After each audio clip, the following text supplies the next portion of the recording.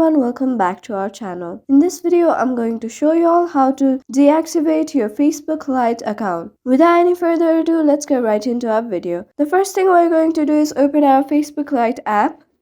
Here, after opening our Facebook Lite app, will be in the home page. From the home page, you'll be able to see various options. On the top, you'll be able to see a search bar and a hamburger option. Here, you'll have to tap on the hamburger option. After tapping on the hamburger option, you'll be on the menu section. From the menu section, scrolling down and you'll be able to see option settings right between Instagram and dark mode. Here you'll have to tap on settings.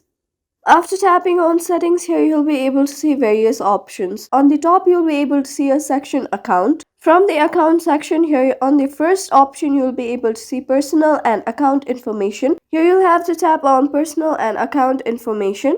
After that, here you'll be able to see your name, your email address, your phone number, and right below you'll be able to see account ownership and control. You'll have to tap on account ownership and control.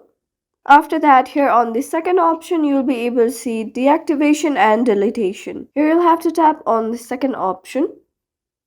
Here you can choose to whether deactivate your account or delete your account. Deactivating your account is temporary and you can activate it anytime you want. Meanwhile, deleting your account is permanent and you cannot revive your account once deleted. Here you'll have to choose the deactivate account option and tap on continue.